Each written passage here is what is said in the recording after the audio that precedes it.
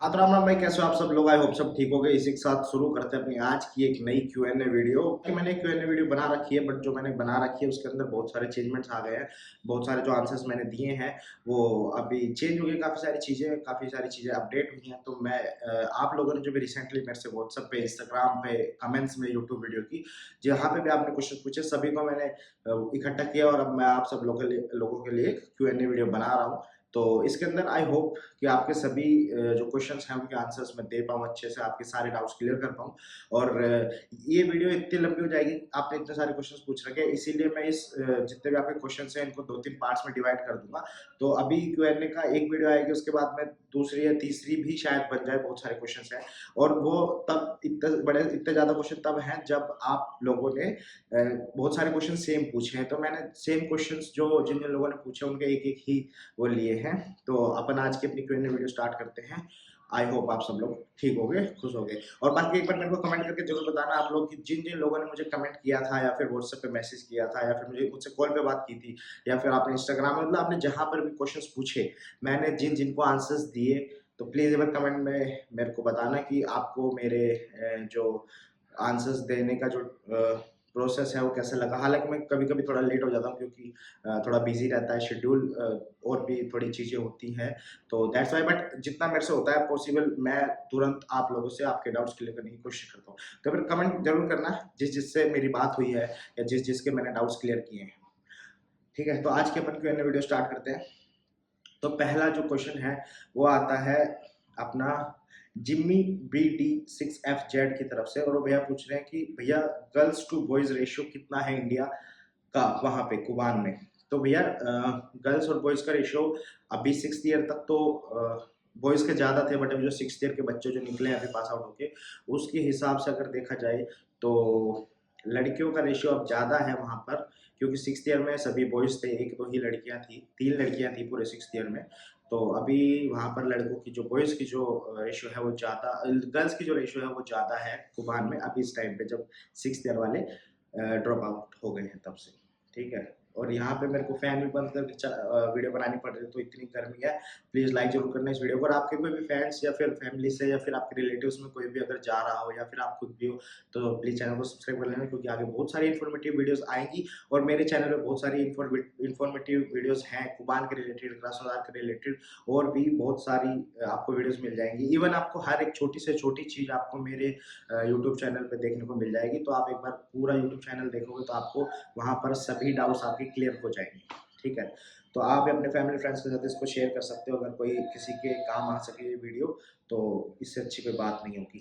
ठीक है, तो मैंने बॉयज़ और गर्ल्स का रेशियो आपके साथ डिसाइड, मतलब डिस्कस कर ही लिया कि कितना है कितना नहीं। अब अगला जो क्वेश्चन है वो है अनुष्का B5G के तरफ से, और उनका क्वेश्चन है कि I am planning to come to Kuban state medical university for my medical studies this year. My question is, canteen में हेल्थी फूड मिलता है या बाहर भी, या हमें ही कुक करना पड़ेगा? तो देखिए, कैंटीन यूनिवर्सिटी के अंदर है, हॉस्टल के आसपास कैंटीन नहीं है। रशियन कैंटीन जो स्टोलोवाया होती हैं वो है, बट उनके अंदर इंडियन टाइप का खाना बहुत कम मिलता है आपको। एंड द एंड घर में ही कुक करना पड़ता है। और रही बात कैंटीन की, तो हाँ कैंटीन में हेल्थी खाना मिलता है, because of Russian food is quite healthy.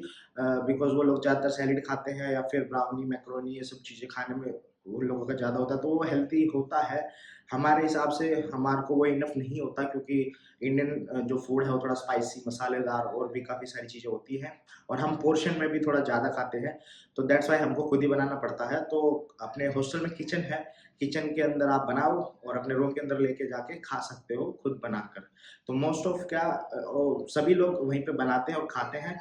रही बात किचन में कैंटीन में खाने की, तो कैंटीन में खाने का क्या है कि आप सुबह खा सकते हो ब्रेकफास्ट, जब आप 8 बजे 9 बजे यूनिवर्सिटी जाओगे उस टाइम पे, और दोपहर में 12-1 बजे आप कैंटीन में, यूनिवर्सिटी में जो कैंटीन है वहाँ पर खा सकते हो। एट द एंड आपको शाम का घर ही बनाना पड़ेगा।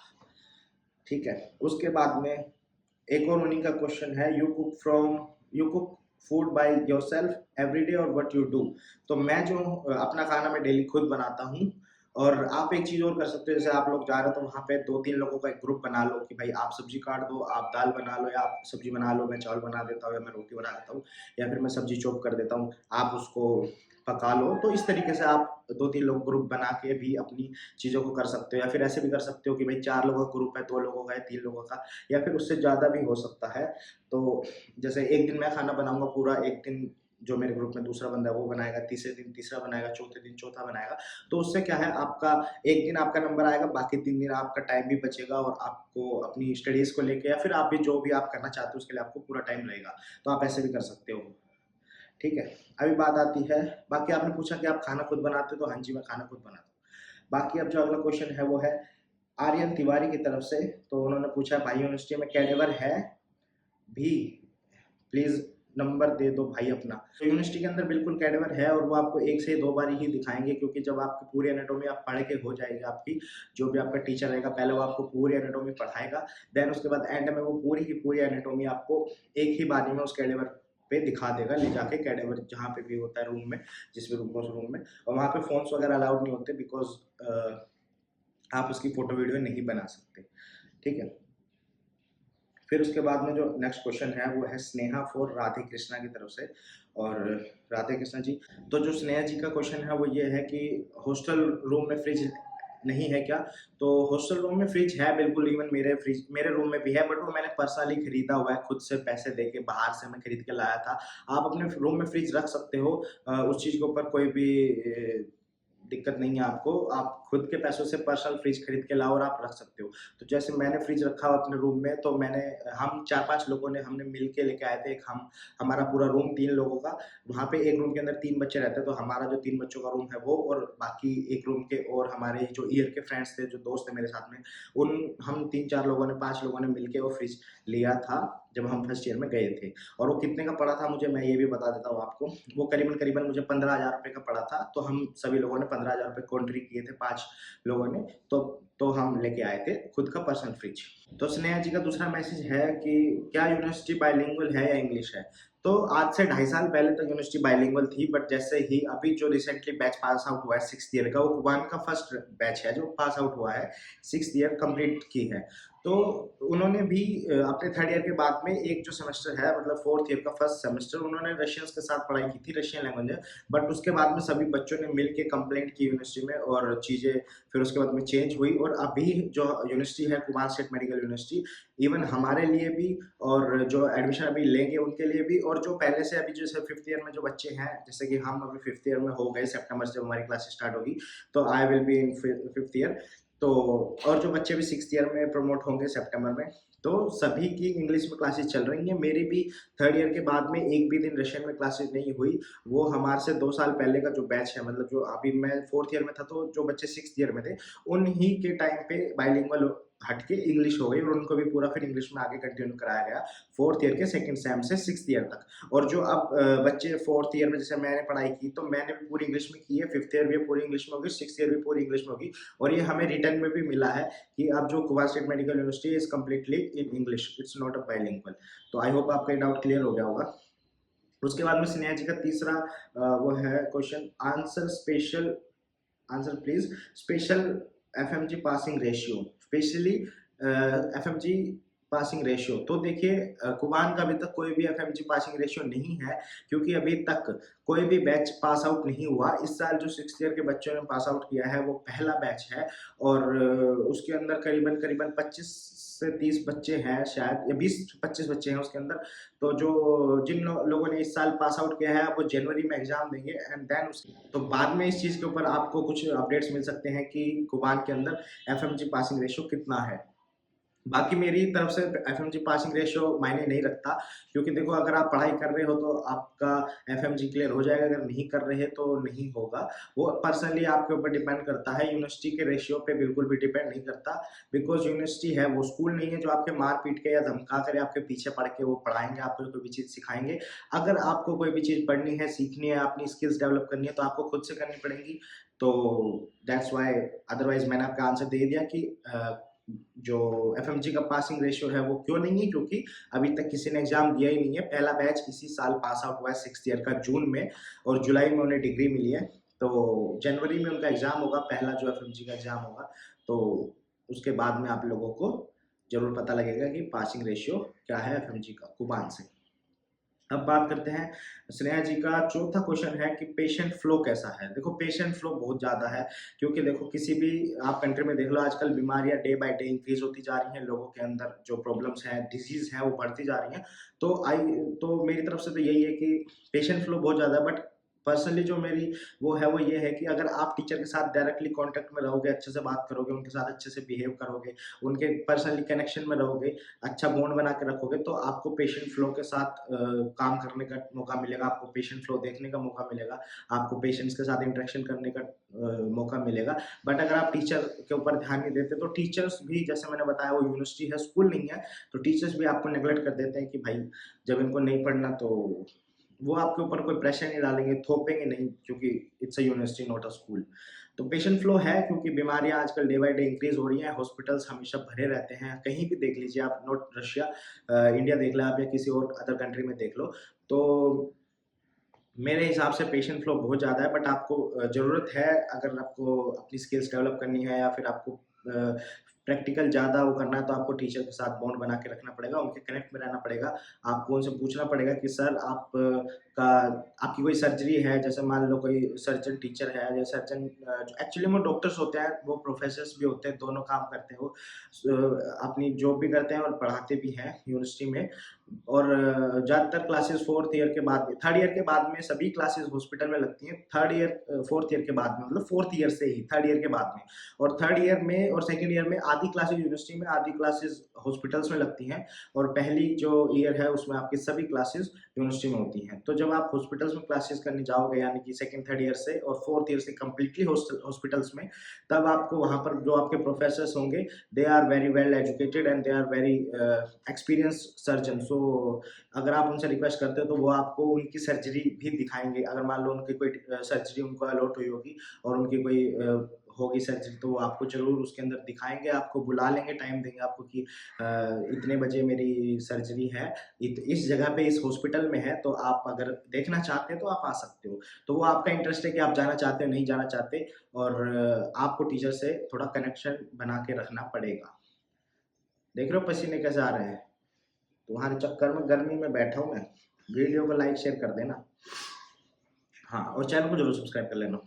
तो जो स्नेहा जी का पांचवा क्वेश्चन है वो है, प्लीज रिप्लाई भैया प्लीज, इट्स वेरी अर्जेंट। ये क्वेश्चन नहीं, इनकी रिक्वेस्ट है, सॉरी। और भैया यूक्रेन बॉर्डर, हाँ ये पांचवा क्वेश्चन है, भैया यूक्रेन बॉर्डर के पास है तो ये यूनिवर्सिटी रिस्की है? नहीं, देखिए ऐसा है कि रिस्क तो हर जगह पे है, बट आपके जो यूक्रेन बॉर्डर वाली बात है वहाँ पर ऐसा है, हमारा जो अपना हॉस्टल है, अब आप लोग भी यहाँ पे एडमिशन लेते हो तो आप लोग भी अपने हो गए, हमारे नहीं, हमारा नहीं, आपका भी है वो। तो जो आपका जो अपना जो हॉस्पिटल हॉस्टल या यूनिवर्सिटी जितनी भी चीज़ें हैं, वो सभी चीज़ें बहुत दूर हैं, हालांकि इतने भी दूर नहीं है, बट काइंड ऑफ आप कह सकते हैं कि दूर है, क्योंकि जो अटैक्स वगैरह होते हैं वो बॉर्डर के बहुत ही पास वाले एरियाज में होते हैं। अगर अंदर कोई भी चीज़ आती है तो वो काफ़ी हद तक सेफ होती है, इवन 100% आप सेफ हो वहाँ पर, नो डाउट। आज तक, इवन जब, अभी तो वॉर बहुत स्लो चल रही है, इतनी ज़्यादा उन चीज़ों के ऊपर अपडेट्स नहीं आ रही है, बट जब वॉर एकदम पीक पे थी, इवन जिस दिन सुबह 4-5 बजे स्टार्ट हुई थी, तो मैं वहाँ पर आराम से रूम में सो रहा था, मुझे बिल्कुल भी कुछ 1% ये नहीं था कि भाई वॉर स्टार्ट हो गई, या फिर उस टाइम पे भी हम डेली रेगुलर क्लासेस जाते थे, सारी चीज़ें होती थी। बट उसके बाद में फिर यूनिवर्सिटी वालों ने अपने सेफ साइड को लेते हुए छुट्टियाँ की थी 6 महीने की, हम लोग घर आ गए थे। बट उसके बाद में भी हम 2 साल वहाँ पर रह चुके हैं। मेरी जब छुट्टियाँ हुई थी तो मैं सेकंड ईयर के सेकंड सेम में था, उसके बाद में मैं थर्ड ईयर के फर्स्ट सेम में गया, मैंने पूरी थर्ड ईयर कंप्लीट की, फोर्थ ईयर पूरी मेरी अब कंप्लीट हो चुकी है। अब मैं 1.5 महीने के बाद छुट्टी खत्म करने के बाद मैं वापस जाऊँगा तो मेरी फिफ्थ ईयर पूरी होगी, तो वहाँ पर सेफ है। और अभी तक ऐसा कुछ नहीं हुआ है और चांसेस भी नहीं है बिल्कुल भी होने के, बट वही बात है, कुछ कह नहीं सकते, चीज़ें हैं, क्या पता कहाँ से उड़ता हुआ क्या चीज़ आ जाए, बट अभी तक ऐसा कुछ नहीं हुआ है। Russian have a very good defence system, so इस चीज़ का जो आंसर है वो यही था कि अभी तक कुछ नहीं हुआ, आगे का पता नहीं है, सेफ है काफ़ी हद तक, क्योंकि रशिया के पास काफ़ी अच्छे-अच्छे डिफेंस सिस्टम हैं, तो यू कैन ट्रस्ट। अब जो अगला क्वेश्चन आता है वो आता है अंजलि सिंह की तरफ से, भैया गर्ल्स टू बॉयज रेशियो कितना है इंडियंस का? तो ये मैं आपको पहले आंसर दे चुका हूँ कि गर्ल्स ज़्यादा है अभी इस टाइम के ऊपर, बॉयज़ की रेशियो थोड़ी सी कम है। आप 60-40 ले लो कि 60% लड़कियां हैं 40% लड़के हैं, या फिर आप 45% ले लो, 55-45 ले लो कि 45% 55 लड़कियां हैं 45 लड़के हैं। ठीक है, अब अगला क्वेश्चन आता है अभय निर्मलकर से, जो कि पूछ रहे हैं भैया यहाँ के लिए ऐसा क्यों बोला जाता है कि एफएमजी पासिंग रेशियो 0 है। तो अभी मैंने जैसे कि आपको बताया कि एफएमजी पासिंग रेशियो 0 इसलिए बोला जाता है क्योंकि अभी तक कोई भी बैच वहां से पास नहीं हुआ है। ये जुलाई में जो बैच पास आउट हुआ है 6th ईयर का पहला बैच है। तो अब ये लोग जब एग्जाम देंगे तब आपको एफएमजी का जो पासिंग रेशियो है वो मिलेगा। अभी तक कोई बच्चा कोई बैच पास आउट नहीं हुआ है जिसने एफएमजी के अंदर एनरोलमेंट किया हो, एग्जाम दिया हो, रिजल्ट आया हो उनका। तो दैट्स वाई एफएमजी का रेशियो अभी तक 0 है। जो नेक्स्ट क्वेश्चन है वो है डार्क विजन 47 की तरफ से। वो पूछ रहे हैं girls and boys hostel are in same building. हाँ जी भैया, सेम बिल्डिंग के अंदर है, सेम फ्लोर पे है, बस कमरे अलग अलग हैं। और जैसे एक ही फ्लोर है पूरा, उसके अंदर लड़कियों के कमरे हैं, लड़कों के कमरे हैं, जैसे सामने आमने सामने इस तरीके से। तो बस रूम डिफरेंट है, बाकी सब चीज़ें मिक्स हैं। किचन सेम है, टॉयलेट्स अलग अलग हैं, बाथरूम अलग अलग हैं, ये सब चीज़ें डिफरेंट है। बाकी रूम्स अलग अलग हैं, बाकी किचन सेम है और एक ही हॉस्टल है, एक ही फ्लोर है। अगला क्वेश्चन है अजय स्केच बॉय 252 का। तो वो जो उन्होंने क्वेश्चन पूछा है कि एफएमजी पासिंग रेशियो क्या है, तो मैं इसका आंसर आपको दे चुका हूँ कि क्यों नहीं है। क्या है कि तो बात ही छोड़ दो, आप क्यों नहीं है मैं वो भी बता चुका हूँ। तो आपको अगर ये जानना है तो आपको वेट करना पड़ेगा और 6 से 7 महीने, देन यू विल नो। ठीक है, उससे अगला क्वेश्चन है हिमांशु कुमार 9268 का। उनका क्वेश्चन है कैसी है यूनिवर्सिटी। तो भैया देखिए, यूनिवर्सिटी बहुत अच्छी है। एक बार मैं इसको पूरा आपको क्लियर कर देता हूँ कि जो लोग बोल रहे हैं यूनिवर्सिटी अच्छी नहीं है, पढ़ाई अच्छी नहीं है, या फिर पेशेंट फ्लो अच्छा नहीं है, या फिर वहाँ पर प्रैक्टिकल के ऊपर इतना फोकस नहीं होता, तो मैं आपको सारी चीज़ें एक बार क्लियर कर देता हूँ और देन अपन इस वीडियो को एंड करते हैं क्योंकि काफ़ी लंबी हो जाएगी। बाकी अभी आपके बहुत सारे क्वेश्चंस बचे हुए हैं, उनके लिए मैं सेकंड पार्ट थर्ड पार्ट आएगा Q&A का, तो आप चैनल को जरूर सब्सक्राइब करके रखना, आपको वो जरूर देखने को मिलेगा और बहुत जल्दी देखने को मिलेगा। तो देखो, जो कुमार स्टेट मेडिकल यूनिवर्सिटी है वो बहुत अच्छी यूनिवर्सिटी है। वहाँ पर लिमिटेड बच्चे हैं, बहुत कम बच्चे हैं। और जो लोग ये सोचते हैं कि हम बहुत पुरानी यूनिवर्सिटी में जाएंगे या फिर जहाँ पे बहुत सारे बच्चे पहले से पढ़ रहे हैं हम वहाँ पे जाएंगे तो हमारे को अच्छा वो मिलेगा, नहीं जी। कभी भी देखना, जहाँ पर आपको कम लोग होंगे वहाँ पर आप जल्दी से अपने आप को दिखा सकते हो, आप अपनी स्किल्स दिखा सकते हो, आप सीख सकते हो, आपको मौका जल्दी मिलेगा चीज़ें सीखने का, करने का, देखने का, ना कि भीड़ में। और जहाँ पर भीड़ होती है वहाँ पर लोगों को कदर भी नहीं होती भीड़ की, कि इतने सारे लोग हैं, छोड़ो एक आधा चला भी जाएगा तो क्या होगा, समझ गए ना। बहुत सारे लोगों का डाउट था कि भैया इस यूनिवर्सिटी में एक्सपेल हो जाते हैं क्या, या फिर छोटी मोटी गलतियों पे एक्सपेल कर देते हैं, तो वो वाली बात मैं आप लोगों को क्लियर कर रहा हूँ, आप समझ जाना। कुमान स्टेट मेडिकल यूनिवर्सिटी बहुत अच्छी यूनिवर्सिटी है, उसके अंदर लिमिटेड बच्चे हैं, 250 से 300 बच्चे हैं। अभी आप लोग आ जाओगे जो अभी नए एडमिशन जिन लोगों ने लिए हैं, तो वहाँ पर क्या है, जितने भी बच्चे हैं उन सभी को इक्वल अपॉर्चुनिटीज़ रहती हैं, उनको इक्वल मौके दिए जाते हैं, उनको सारी चीज़ें सेम कराई जाती हैं। बस फ़र्क है आपके खुद के इंटरेस्ट का। जैसे कि मैंने आपको पहले बताया, it's a university not a school. तो आपको खुद से अपने आप के लिए अपॉर्चुनिटीज़ ढूँढनी पड़ेगी, बनानी पड़ेगी। और वो कैसे बनती हैं, टीचर के साथ कनेक्ट होके, टीचर के साथ बॉन्ड अच्छा बनाना पड़ेगा आपको। आपको टीचर के सामने ज़्यादा अकड़बाजी नहीं करनी, तमीज़ से रहना है, और वो जो पढ़ाते हैं फोकस से आपको पढ़ना है। देखो, 2 तरीके के होते हैं, एक जाओ बैठो आराम से, बैठ के आ गए क्लास में, फ़ोन चलाया, कुछ भी किया। तो आप बहुत सारे लोग ये कहेंगे कि भैया फ़ोन चलाते हैं, मना नहीं करते, ये नहीं करते। ऑफ कोर्स टीचर मना करता है, बट कितना मना करेगा वो देखिए आप, क्योंकि इट्स अ प्रोफेसर डॉक्टर, सो ही और शी मना नहीं करेंगे वो आपको। आपकी लाइफ है यार, आपको जो करना है करो, उनको पैसे मिल रहे हैं, ज़ाहिर सी बात है। आजकल तो स्कूल में नहीं करते वो, तो फिर भी बाहर अब्रॉड की यूनिवर्सिटी है। तो अगर आप टीचर के साथ कनेक्टेड रहते हो, उनसे अच्छा बॉन्ड बना के रखते हो, उनसे आप बात करते हो कि सर आपकी सर्जरी कब है, या फिर प्लीज़ सर हमें हॉस्पिटल में पेशेंट से मिलवाइए, दिखाइए, इंजेक्शन लगाना सिखाइए, वो सिखाएँगे सब कुछ। आप सीखते हो नहीं सीखते वो उनके ऊपर है। आपको रिक्वेस्ट करनी पड़ेगी कि सर प्लीज़ हमें भी इंजेक्शन लगाने दीजिए, और हमें पेशेंट के साथ इंटरेक्शन करने दीजिए, उनसे बात करने दीजिए। हालाँकि जो टॉपिक आपके चलते रहेंगे, जो डिज़ीज़ आपकी आती रहेंगी आपकी स्टडी के ड्यूरेशन में, वो डिज़ीज़ से रिलेटेड जो भी पेशेंट हॉस्पिटल में अवेलेबल्स होंगे, वो या तो उनको क्लासरूम में लेके आएँगे या फिर आपको वार्ड में लेके जाएँगे, जो वहाँ उनका जो वार्ड या रूम है, और वहाँ पर आपका पूरा इंटरेक्शन उनसे कराया जाएगा। पूरा प्रैक्टिकल दिखाया जाता है कि भाई इस डिज़ीज़ के अंदर ये सिम्पटम्स होते हैं, इस डिज़ीज़ के अंदर ये चीज़ें काम नहीं करती। चाहे फिर न्यूरोलॉजी का हो, पैथ एनाटॉमी का हो, पैथ फिजियो का हो, गायनो का हो, आपको सर्जरी दिखाई जाती है, डिलीवरीज़ दिखाई जाती है आपको गायनोलॉजी के, जब आपकी क्लासेस चलेंगी 4th ईयर में। तो चीज़ें बहुत अच्छी हैं, बस फ़र्क इतना है कि जो लोग चाहते हैं सीखना, वो लोगों को खुद से अपने आप को आगे करना पड़ेगा कि यस सर मैं सीखना चाहता हूँ, तो आप मुझे दिखाइए। यही चीज़ें थी भाई, फाइनली इससे ज़्यादा कुछ भी नहीं है। बाकी जो आपके क्वेश्चंस हैं, बहुत सारे भी बचे हुए हैं, तो कुछ भी क्वेश्चंस के आंसर्स मैंने नहीं दिए, और जो बाकी के जो क्वेश्चंस बचे हुए हैं वो आपको आने वाले टाइम में ज़रूर मिलेंगे। आने वाले टाइम में क्या, ये वाली जो आप वीडियो देख रहे हो ये है Q&A फर्स्ट, इसके बाद में जो आएगी वो Q&A सेकंड, उसके बाद में थर्ड, और अगर थर्ड तक भी नहीं कंप्लीट हो पाए तो फोर्थ। एक साथ आएंगे। तो चैनल को सब्सक्राइब कर लेना, इस वीडियो को जरूर लाइक करना और शेयर करना अपने फैमिली फ्रेंड्स के साथ में जिनके ये वीडियो काम आ सके।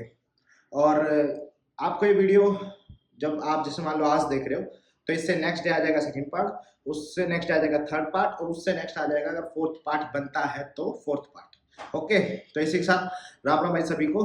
आपके जितने भी डाउट्स आप मुझे पूछ सकते हो, यहाँ पे ऊपर मेरा नंबर आ रहा होगा, आप मुझे व्हाट्सएप पे फोन बाद में करना, पहले मुझे मैसेज कर देना। अगर मैं जैसे फ्री होता हूँ या तो आपको कॉल करूंगा या फिर मैं आपको मैसेज पे रिप्लाई दे दूंगा।